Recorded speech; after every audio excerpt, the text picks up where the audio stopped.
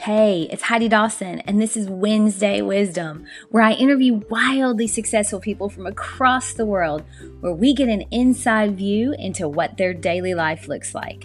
Success leaves clues, and on Wednesdays, we're finding them. Join me now for the latest wildly successful interview.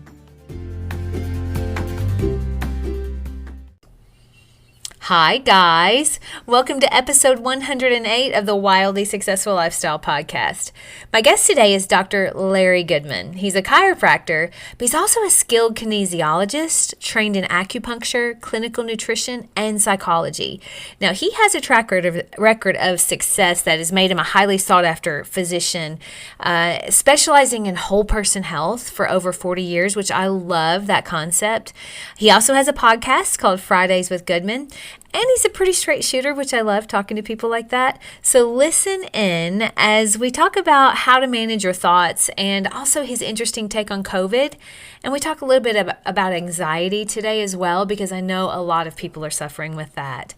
So listen in as we talk to Dr. Goodman. Hi, Dr. Goodman. It is so nice to meet you. Oh, it's a pleasure to be here with you too.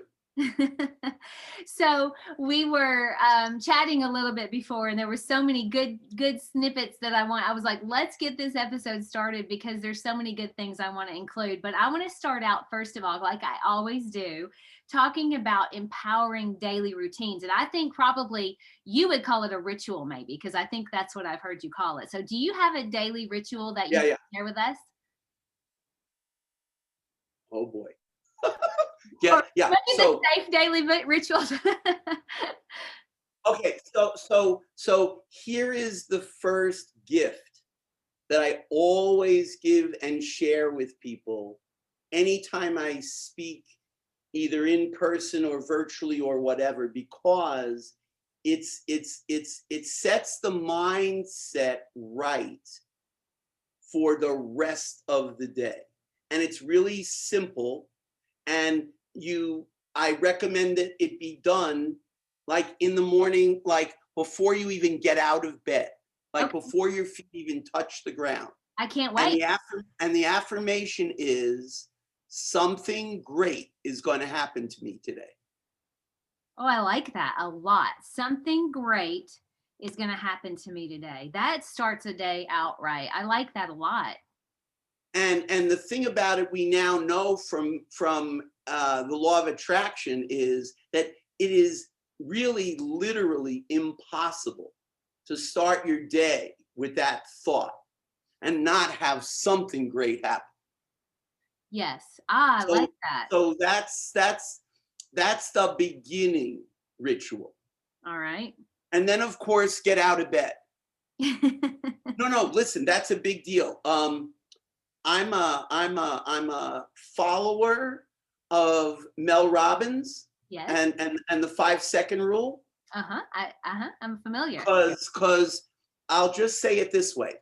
Many years ago, in a land far away from here, there were more than a few mornings that I did not rise and shine. Okay. And so when the ritual is, get up, get out of bed, 5, 4, 3, 2, 1, go. And staying in bed is not an option. Okay, I like that. Now, so you're basically saying, like, sometimes I'll get up. I'm an early riser, right? So I like to get up. And what time is early for you?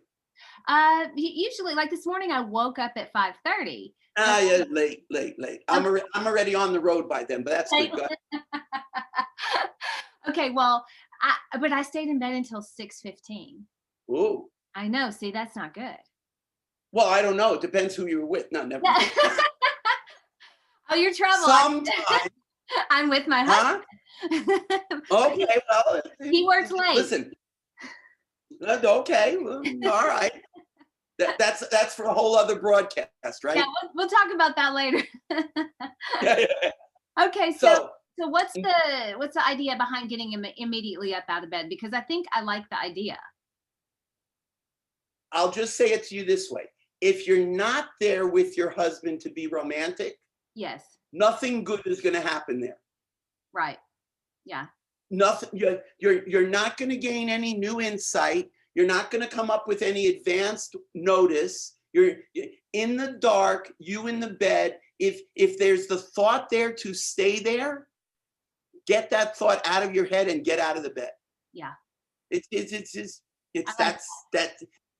that simple, and it's not simple at all. Yeah. No, and that's why I love the way that Mel put it out there. Is listen, don't complicate this.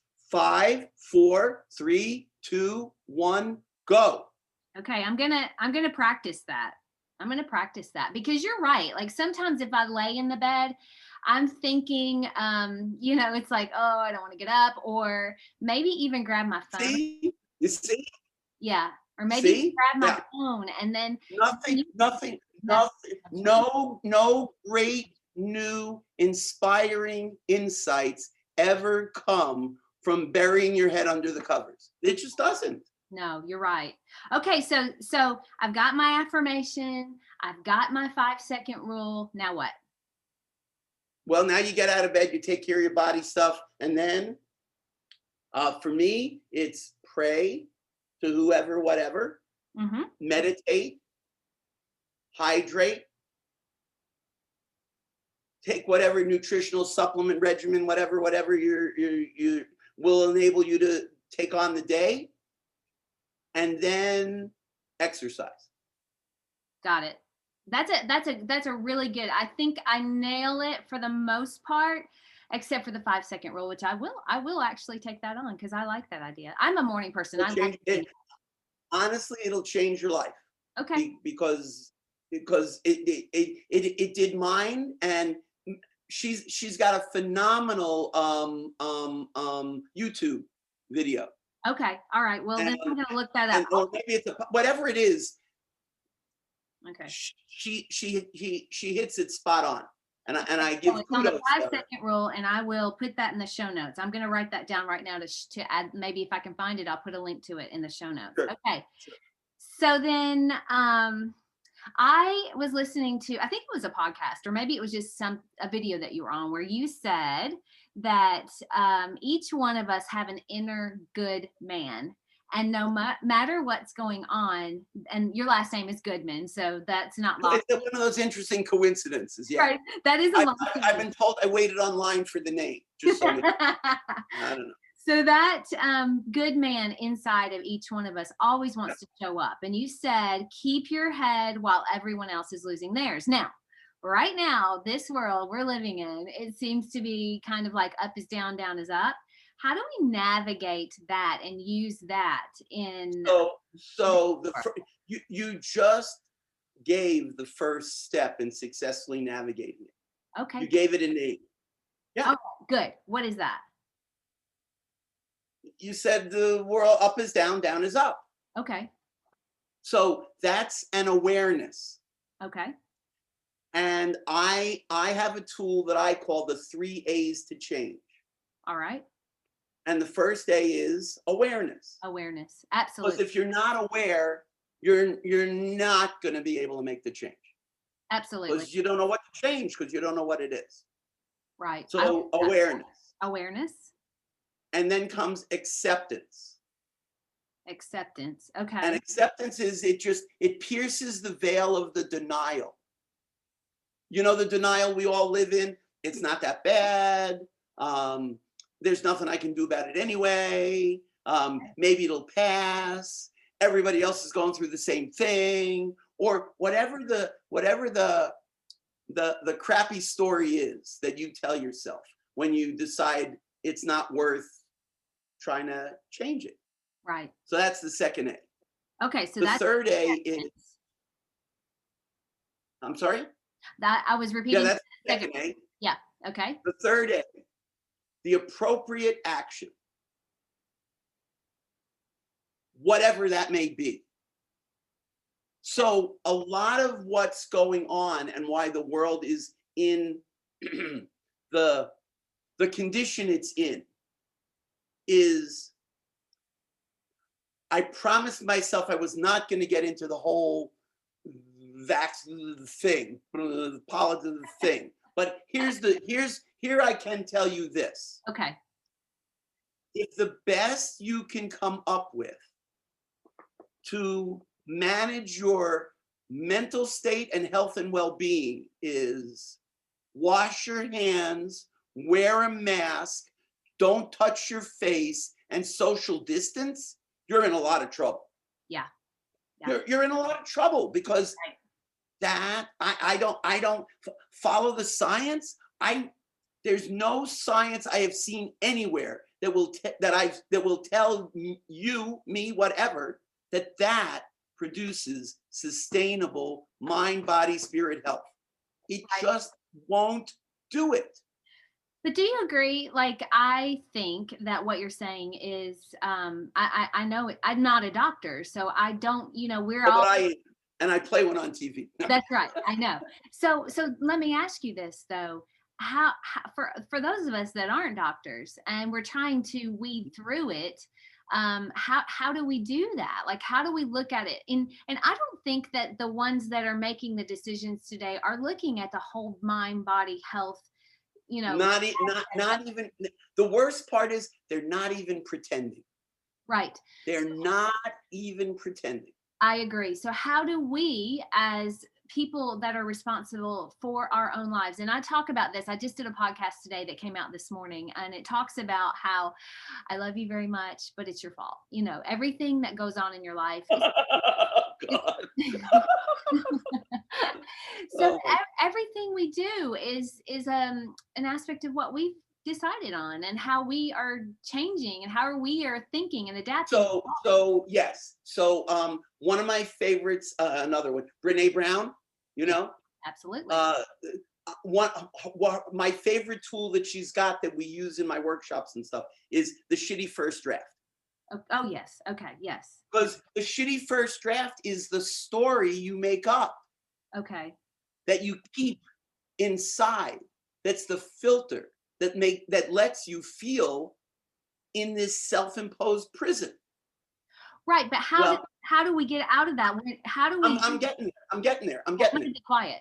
No, it's fine. First, you have to recognize that you're in there. Awareness. Yeah. Okay. And then accept it. And the appropriate action is stop it. There's a video I use a lot with clients. It's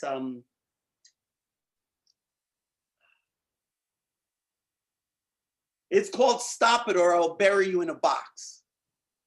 Okay. It's a stand-up comic, and you'll find it. I'll find it. And here's the gist of it. The client goes to the therapist, the coach, the whatever, and she says, "I'm afraid. I'm afraid that I'm going to get buried in a box." And he says, "Well, have you ever actually been buried in a box?" And she says, "Well, no, but just the thought of it makes my skin crawl," and goes on and on and on like this. And he says, finally, he says, "Okay, are you ready to do the therapy?" And she says, "Well, yeah." And he says, "Well, okay, so here's the deal.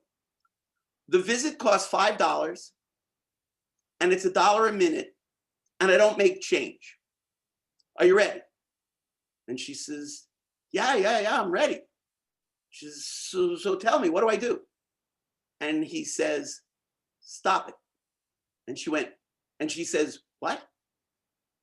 He says, I know. I'll go slowly because I know English isn't your native language. STOP, new word, IT. Stop it. And she says, "You mean when I'm feeling like so out of control I can't stand it, you just want me to stop it?" Exactly. Now, what's your next question? She says, no, that's not enough. I mean, it's just not enough. Oh, okay. So it's too simple? Well, yes, it's much too simple. Stop it. It's much too simple. Okay, fine. I see you came with a pen and a pad. Get your pen and pad ready. I'll give you the full program. Are you ready now? She says, yeah. He says, stop it or I'll bury you in a box. Yeah. And the point is, in NLP language, what he's doing is a very powerful pattern interrupt. Yes. And that's a lot of what we get stuck in is our stuff. Right. Our in the Yiddish Jewish culture, we call it the mishigas.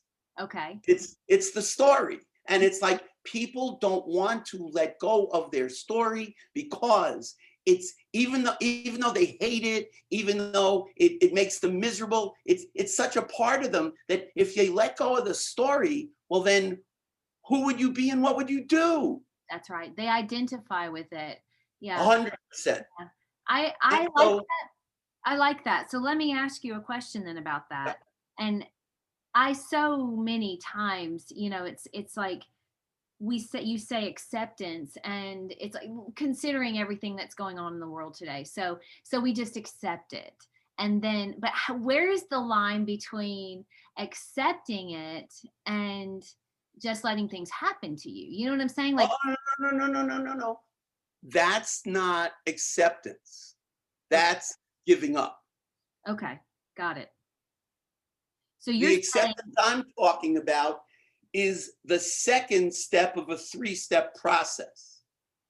It's not you look up acceptance in the dictionary and you look up acquiescence and you'll see they're not the same word. They're not synonyms. They're not. Okay. And what if you accept something and then you take an appropriate action, yes. I always say this when I'm talking, sometimes I had an episode just recently where I was talking about if you're worried about, for instance, politics, I say, if you are not going to do something to change it, if you're not going to become an activist, if you're not going to run for office, then stop worrying about it because you're not going to change it. Right? Oh my God. Good action or? Oh my God. You are so spot on. It's okay. Bobby McFerrin. Okay. You remember? No, oh my God. Okay. So there was this singer, a cappella. Okay. Brilliant vocalist, Bobby McFerrin. The song he wrote and sang that captivated the world, I don't even know how long ago, but I knew it. The title of the song is, and you can Google it and check it out, Don't Worry, Be Happy. Yes. And the lyric of the song is so powerfully, transcendently, simply elegant that he just says, don't worry, be happy. Right. Well, wait a minute. Could it really be that simple? We're now learning from the research they're doing into the nature of quantum physics that not only it could be that simple,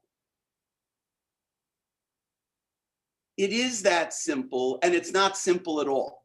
And that sounds like I'm playing with words, but it's the truth. It's that simple in that it takes taking the step, but it's not simple at all because we're only now beginning to recognize in the full quantum of the universe just what happens when you take a stand. Yeah. It changes everything. Okay, so when you say take a stand, what does that mean? You make a decision. Okay, yeah. Make a decision. Yeah, okay. You make a decision.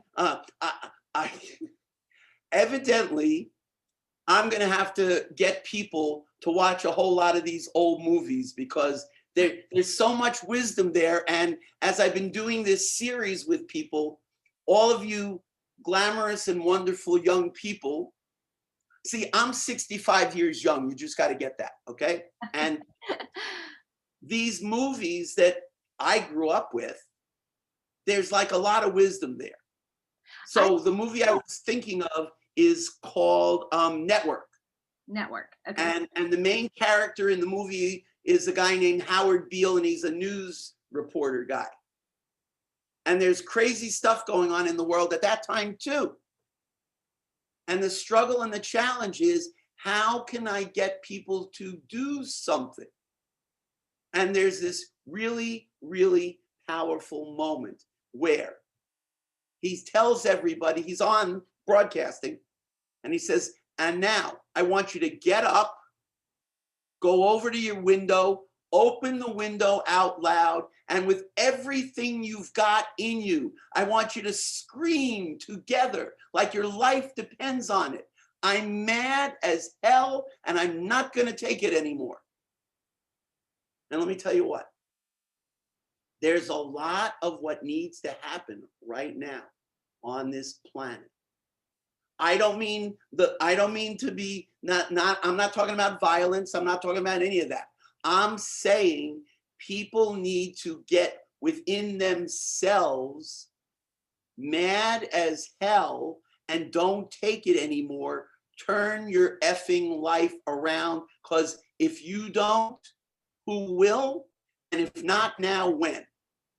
That's right. If you don't, who will? And if not now, when? I really, Right. really like that. You know what? And there's a statement, or it was actually a meme I think I read, that said most men die at 28, and then they physically truly die, at 82.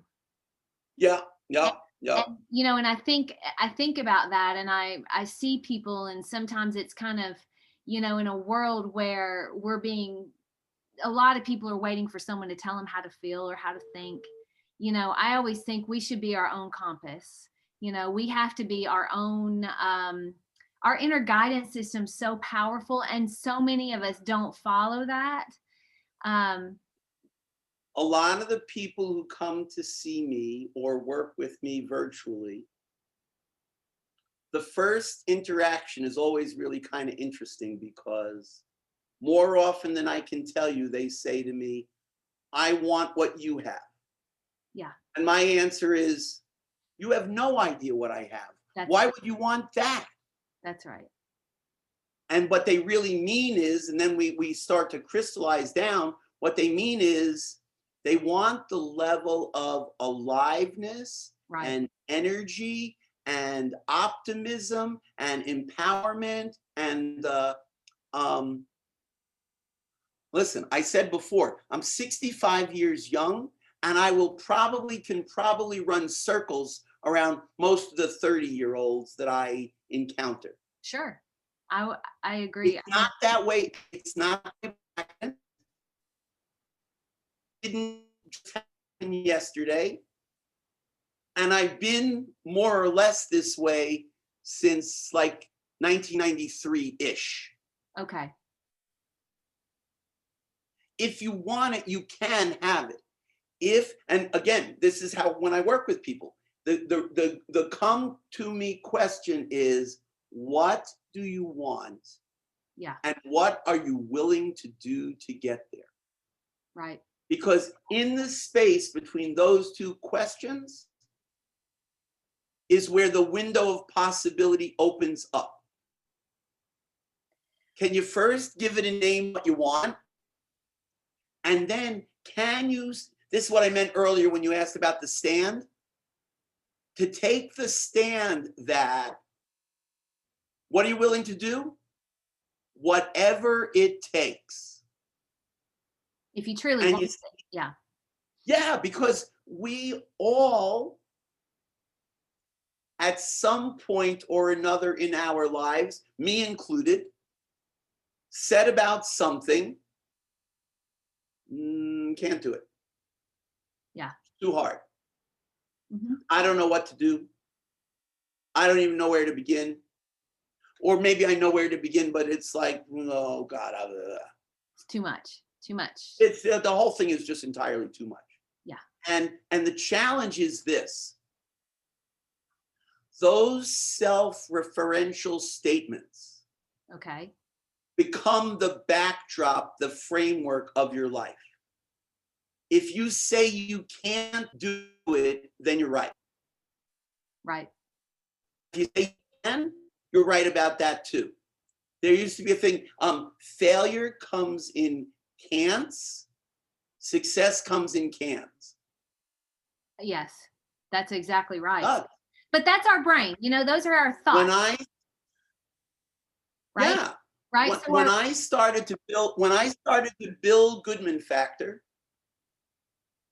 God and don't get me wrong, even my wife, and I love her, she said, you're gonna build a tribe and a coaching company, and you're gonna do this online on the computer. Like, who's how do you even, like, aren't you gonna, because I come from the land of private practice healthcare, brick and mortar, you go to meetings, you get your name known around the town and blah blah blah stuff. right. Well, this is not that. Right. It's not. And when this started to take over, to take hold, it actually was long before the COVID. That's the other thing I get asked is, how did you know? How did I know what? Well, how did you know this was coming? If you think I knew that this was coming, you're in a lot of trouble. Right. That's what I knew. But let's go back to Huh? that. Let's go back to something for a second. The thoughts, the brain, Sure. those thoughts that wreak havoc on us, I think all of us have them, right? And I know for me, sometimes I'll tend unless you begin to be the master of you. right. Unless you begin to be the boss of you. Right. You tell your brain what to do. The first thing you got to be able to recognize is that your thoughts and feelings are not facts. They're just not. Right. And anything you can think or feel, you can unthink or unfeel. Okay, that's very true. So if we tend to come up with worst case scenario in our minds, which I think a lot of people do, then why do we do that, for starters, and how do we fix that? Like, can you give us something to do that would help us with? So the first thing is, we are culturally thrown and to for this is kind of like it is. If any, I grew up in a family and I love them dearly, but they raised worrying to the level of an art form. Right. Well, if you grow up in a culture that says, well, what do you do if this happens? What do you do if this happens? And this could happen too. And well, eventually the same neural programming that I work to do with people to create transformation, in the beginning, that same neural programming will make you worry, depressed, anxious, sick, whatever, because it's just the way it is. What you focus on grows. Right. What you think about and think about, you bring about, as my mentor, Andy Martin, said. You do. Right. And if you don't treat your thoughts like a garden, you get the weeds instead. Treat your not weed, garden. The weeds. Yeah. Yeah. I like that because, it's so important. We put so much focus on our body and the physical exercise, but where is the focus on what we're taking in mentally? With me at Goodman Factor, with me in Fridays with Goodman, with Right. me in the podcast, with me in Your Goodest Life. And don't get me wrong, I'm not the only one. Right. I'm not the only one putting out this quality of thought and determination and mindset to flip the switch. Right. Because that's what it is. It's a switch, and you can flip. I'm a recovering pessimist. I used to be a pessimist. Really? Then I became a pessimist. Oh, yeah. I don't believe that. You're the ultimate optimist to me. That's how did you go from being a pessimist to an optimist? So, many years ago, in that land far away from here. Yes. Some of you all may have recollection. There was a weather event in South Florida called Hurricane Andrew. Yes, of course. Yeah, and that summer of Andrew, I had a series of unfortunate events take place in my life. Okay. And it was not pretty. It was pretty ugly. And I don't often speak of this. Well, I used to say I don't often speak of it, and I don't speak about it often, but I speak about it more often because it just comes up sometimes. Right. Mm-hmm. So, suicide is a permanent solution to a temporary problem. Yes. But at the time when you're in it, it can seem like the only solution. That's right. I have talked about that as well.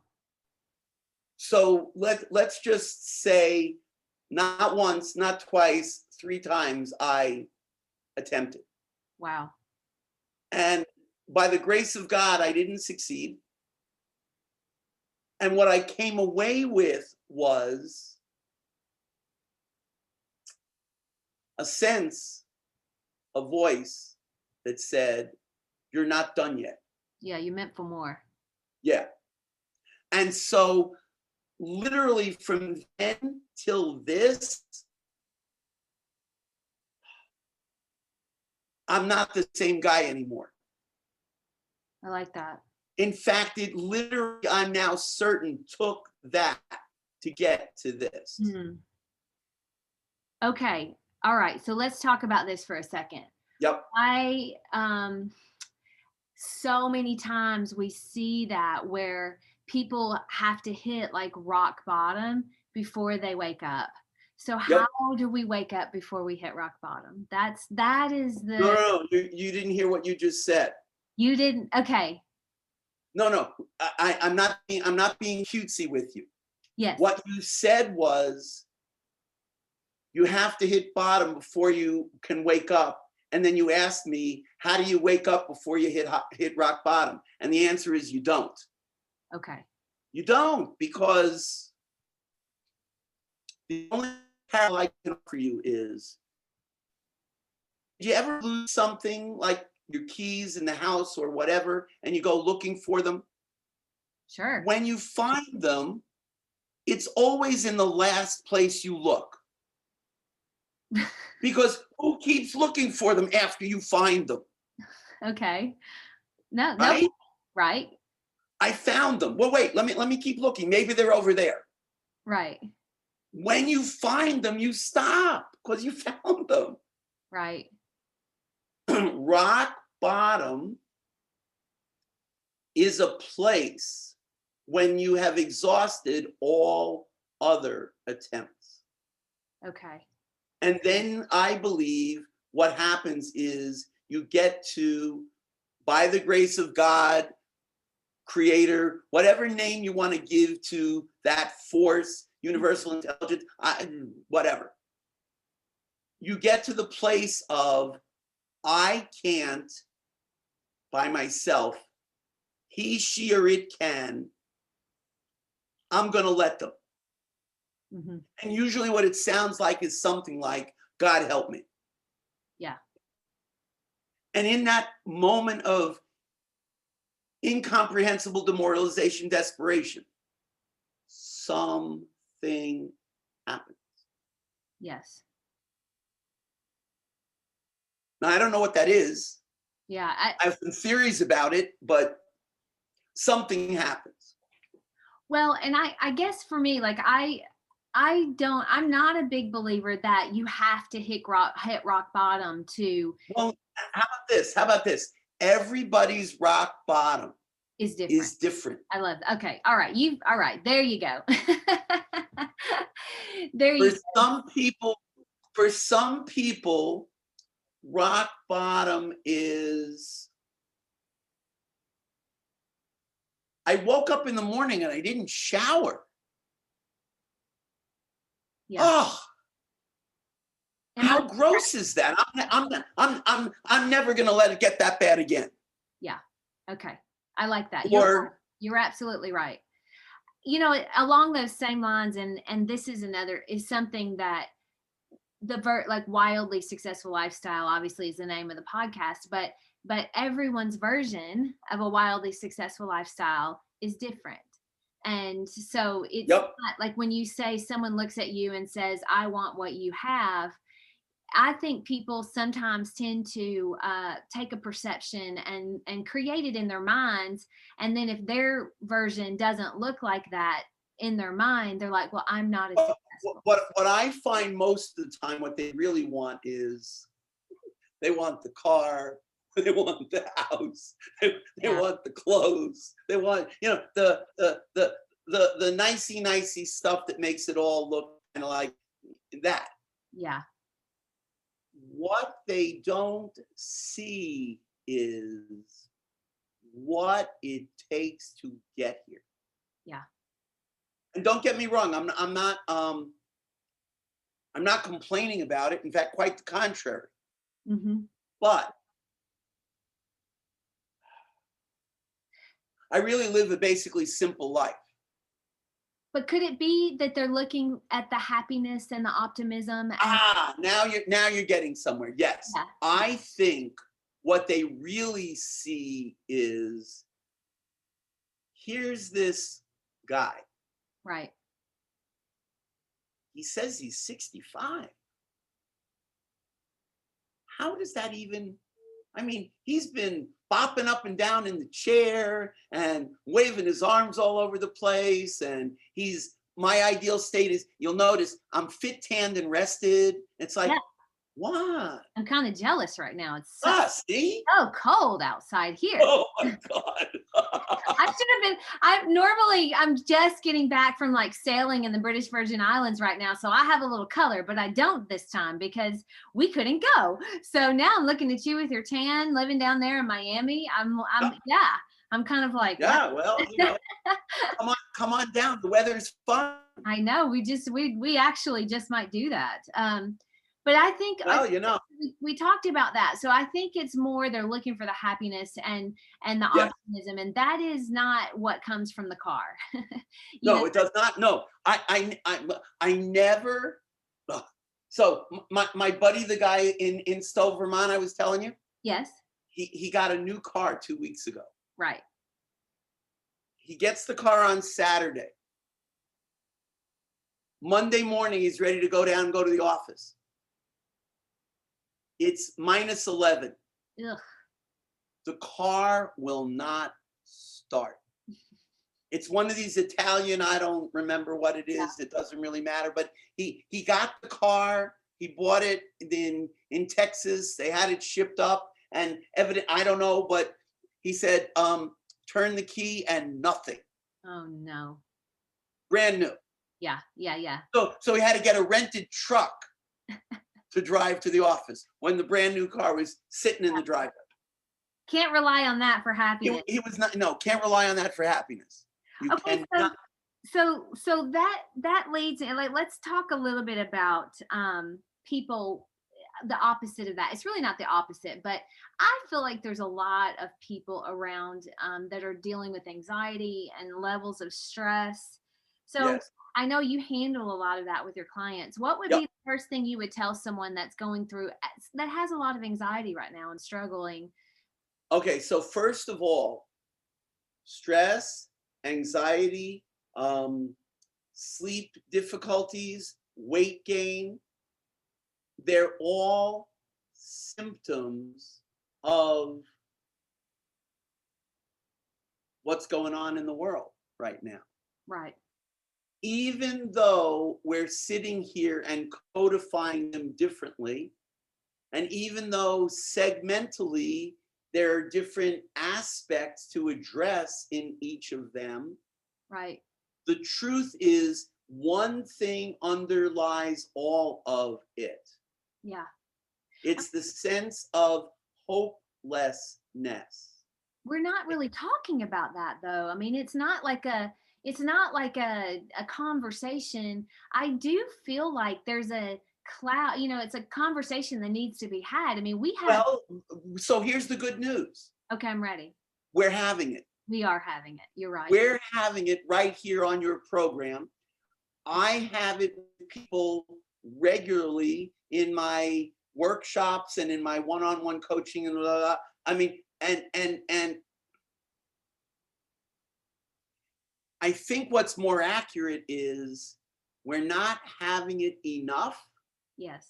And we're not calling it what it is. Okay. I'm afraid to ask what you call it. It's hopelessness. Yeah. Learned hopelessness. Yeah. And when I say it's learned, what I mean is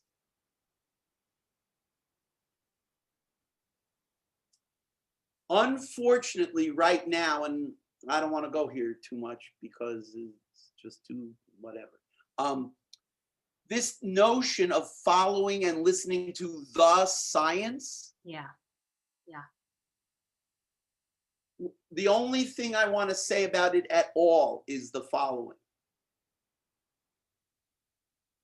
The short Italian guy, if you listen to him and try to follow that science, you're like to be losing your mind because since last March, no mask, one mask, two masks, three masks. Which is the science you're supposed to follow? And if you try, if you have kids, no kids. Kid yourself. Okay, so so the way to make a kid go crazy is by not being consistent with them. Yes, that's very and true. The way to turn them to grow up well-adjusted kids is to be consistent with them. Yes. And yes, I am saying what it sounds like I'm saying, that what is going on, I don't know by who's whatever, but this is a whoever it is, whatever it is, this is a design to make people batshit crazy. Okay, so let's say, and I don't know enough to know if that is true or not. I know that is an option, but let me say this. Yes. If that's going on, yes, isn't it all the more important for us to take our own yes. Okay, so internal compass, because we've got to give people hope. The hopelessness. So let's give people hope. The universe is always perfectly designed with symmetry, proportion, and order.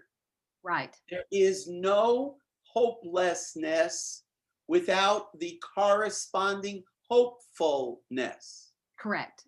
There is no being out of control without the corresponding opportunity to seize control of oneself. In fact, you could say that the purpose of the desperation is to provide the fuel to produce the inspiration. Okay. And that's the way I choose to look at it.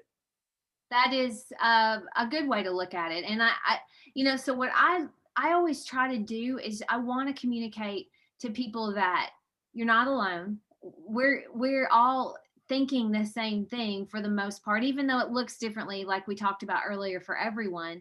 It's The collective consciousness yes, is mighty. yes, it This, is. this device, this network, this thing that we're able to speak this way, Right. I don't know how many people will get to watch this, but it's a miracle.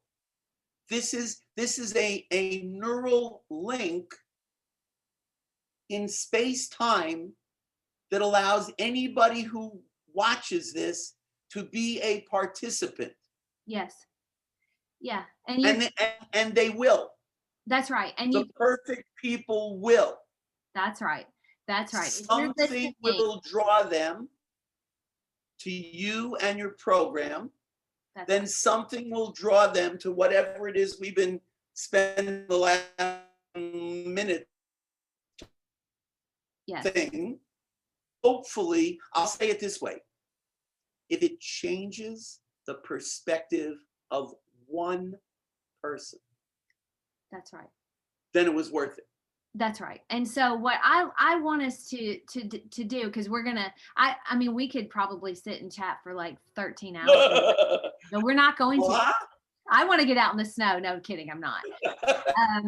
So what I really want to talk just one thing about, because we're going long here, but it, we have to have, there's a sense of everyone's going through it. Everyone has to deal with it in their own way. Take responsibility for your own safety. Don't try to worry about what other people are doing, and be resilient. I'm going to go back to the thing I said at the start of the program. Okay. Living your life should feel like making love. Okay. If it doesn't feel good and it isn't fun, you're probably not doing it right. Okay. And if you want to learn how to do it right, there's tools available. There's my Goodman Factor, Your Goodest Life, etc. There's you. There's my mentors. There's a way. There's a way. There's a way. Yes, there is a way. And I thank you for pointing that out. And I do think that you are very helpful, and some of your podcast episodes that I watched were very helpful. And I know we've talked about, we talked a little bit about, we've danced around COVID and we've danced around all of that sort of thing. But I think that what everyone needs to do and try to get a sense of is that we're all dealing with stuff that isn't easy this year and this last year. And you have to be responsible for figuring out how you're going to feel better, Yep. and by doing what, like listening to your podcast, your book, reading your book, all of that good stuff. Fill your mind with more good than you do with negativity. Amen. And I think you'll be good. So how do we find you online, and what's the best way to follow you, and how do we find your book? Okay. You can find me online at goodmanfactor.com or drlarrygoodman.com. Okay. You can find my program called Your Goodest Life at yourgoodestlife.com. The book is called Fridays with Goodman. You can find the book either on the website or at Amazon. You can reach me at Calendly and hop on for a complimentary 15-minute call. All right. I am, by design, easy to find, because if you have the tools and no one can reach you, what's the point? That's right. That's right. And the ones that are finding you are the ones that are meant for you. So, and that's the last point. The perfect people always show up. that's right. I love that. let's leave it at that. And that if you're listening, you're meant to be listening, and take what you can from this, and understand that there's hope. There's always, Tony Robbins says, after winter, Yes. always 100% of the time comes spring, and spring is right around the corner. I just know it. You and I both know Well, that. see, you've got the snow there, but I've got the spring here That's right. Well, maybe I'm in just South Florida. It's really here. Eric and I are just going to hop on a plane and just come down to South Florida then. Come on down. Thank you, Dr. Goodman. Thank you. It was an honor and privilege and fun. And that's the last part. That's right. Thank you. Don't forget to subscribe and share with your friends, because we're just going to keep going bigger and better places together, and I love that about us. Talk to you in a few days.